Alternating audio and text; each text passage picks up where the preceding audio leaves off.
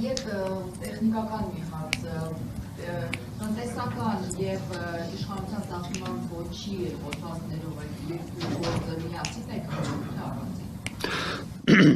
Վերջին հարցից կանք։ Այո, Հայաստանի Հանրապետության, որ պատկերացնեք,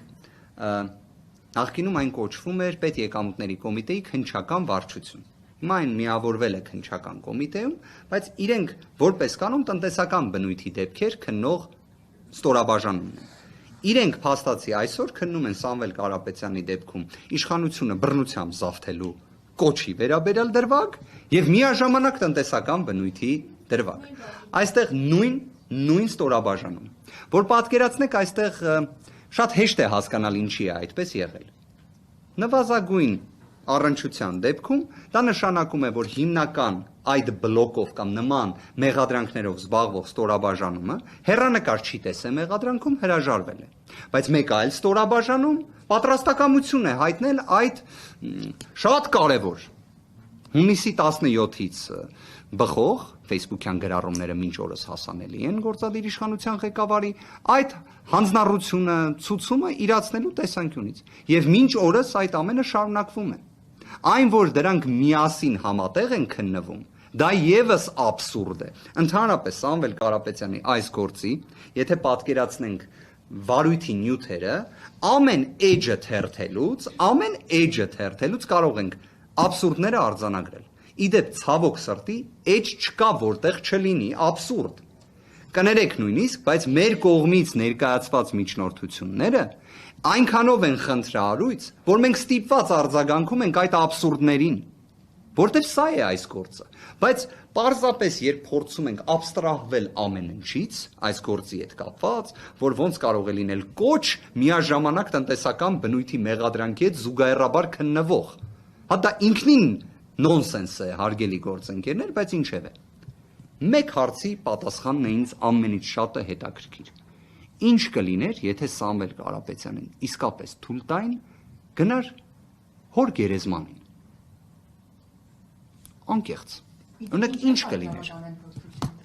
Բացահայտեմ։ Քննիչը համարում է, որ գերեզմաններ գնալը դա հանրային վայր գնալ է։ Իսկ տնային կալանքի դեպքում, քանի որ սահմանափակումներ են կիրառվում, այդ հանրային վայր պետք չի գնալ։ Ես անկեղծ մի հատ հարց ունեմ։ Ինչպես ենք, չէ՞ մենք հաճախ ցիտում Աստվածաշունչը իրավաբանության տեսանկյունից, մարդասիրության տեսանկյունից մի կարևոր հանգամանք կա, չէ՞ որ մեզ հուշում են, որ պետք է դիմացինի հետ վարվենք այնպես, ինչպես կցանկանայինք, որ մեզ հետ վարվեին։ Արդյոք այդ հարգարժան գործընկերները կցանկանային, որ իրենց որևէ մի մտերիմի, ծանոթի, ես չեմ էլ ասում թշնամու, նկատմամբ վերաբերմունքը այսպիսին լիներ, որ 7 ամիս նվազագույն բժշկական ստուգում չիրականացնեն, հասկացանք Սամվել Կարապետյանի տեսակը այնպիսինն է, ինքը ոչ մի գանգատ չի տվել, հասկացանք, իդեպ չարությամբ էլ չի լծվել, հասկացանք, բայց դա կարա լինի պատրվակ, որ չթողես մարդը առաջին տարին գնա գերեզմաններ, չթույլ տաս դա, իմանաս, որ 7 ամիս մի հատ բժիշկ չի այցել իրան, արան անալիզ վերցնի, դրա հետ համերաշխ լինեք, այդ ամեն ինչի պայմաններում կիրառվի էլի խիստ խափանման միջոց տնային կալանք, բայց այդքան մարդասիրության դեֆիցիտ ունենանք, որ րոպե շուտ այն առաջին աշխատանքային օրը գա, այդ էլ գիտեք ինչի է նախր, թե չէ դեկտեմբերի 31-ին մուտք կանեին, խնդիրը նա է եղել, գրասենյակը երևի չի աշխատել։ Անկեղծորեն եմ ասում, ես ունեմ համոզմունք դրա համար, թե չէ դեկտեմբերի 31-ին առավոտյան ժամը 9:05 հանկարծ շուշանանք։ Չէ որ ասում եմ հիմա, կարող է օրինակ ես պատուանը բացում եմ եւ տեսնում եմ, որ երկինքը փուլ չի եկել տնային կալանքի կիրառմամբ։ Կարող է իրավապահները կամ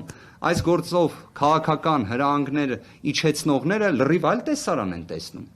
Հա մի հատ դուք էլ կարող եք, հարգելի գործընկերներ, անկեղծ ձեր կարծիքը ասեք, որովհետև ես ունեմ համոզմունք, որ եթե Հայաստանի Հանրապետությունում իսկապես մենք ուզում ենք գտնել հարցադրումների պատասխանը, թե ինչ է արդարությունը, ինչ է արդարադատությունը, ինչն է դատավորի խիղճը, առաջինը պետք է լինենք մարդասեր եւ առաջնորդվենք իրավունքի գերակայությամբ։ Ավել բան պետք չի։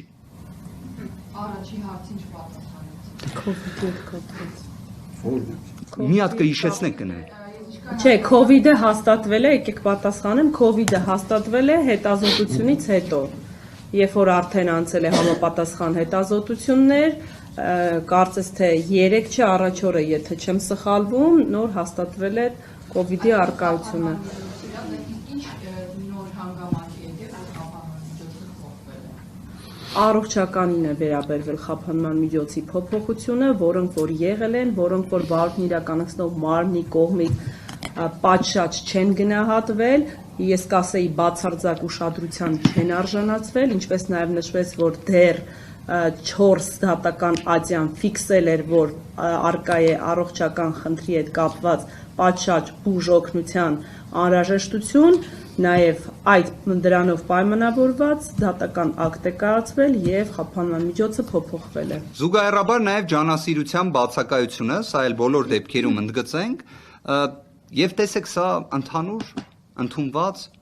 մոտեցում է։ Սրա վերաբերյալ նաև Վճռաբեկ դատարանի եւ Եվրոպական դատարանի նախադեպային որոշումներ կան։ Իդեպ Եվրոպական դատարանի նախադեպային որոշումներ հենց Հայաստանի Հանրապետության դեմ կայացված վճիռներով։ Այսինքն այն, որ անձի կողմից կալանքի ընթացքում պայմանները պետք է լինեն պատշաճ, դա պետության պոզիտիվ պարտականությունն է, ինչպես գործընկերներս նշեցին, եւ դրա չպահպանումը պետք է ունենա իրավական հետևանքներ։ Մի հանգամանք էլ գաղտնազերծենք ձեզ։ 2025 թվականի նոյեմբերի 17-ին, երբ քննարկվում էր խափանման միջոցի երկարաձգման հարցը, դատական նիստին մասնակցում էր նաև հսկող դատախազը։ Հսկող դատախազը նիստի ընթացքում ներկայացրեց դիրքորոշում, որ իբրև վերջինս տեղյակ չէր, որ այս նվազագույն երաշխիքները չեն պահպանվել եւ որ մի քանի օրվա ընթացքում ինքը հանձնառություն է ստանձնում այդ ամենը լուծելու։ Չստացվեց։ Անկեղծորեն եմ ասում, մեկ միջոց չի ձեռնարկվել։ Չի ձեռնարկվել։ Հիմա այստեղ չենք կարող խոսակցական տիրույթում հարցին դիտարկել։ Կամ դա կատարվում է, կամ դա չի կատարվում։ Չի կատարվել։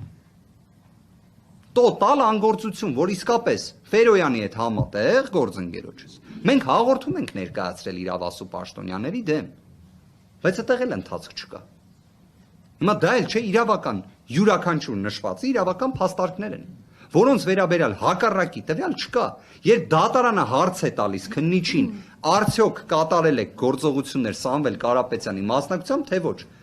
վստահ պատասխան է հնչում, որ ոչ։ Նույնիսկ ինչ որ իմաստով կարծես դա լավ է, որ չեն կատարել իրենց շահերի տեսանկյունից։ Ցավալի է, որ իրենց շահը դա կալանքն է։ Մենք այդտեղ ենք հասել, որ քննչականի հետ մեր շահերի հակադրումը դա կալանք չկալանքն է։ Սա աբսուրդ է։ Չի կարող տենց լինել։ Ու ընդհանրապես մենք տեսնում ենք, չէ՞ կալանքի ինչ ֆետիշացում է տեղի ունենում։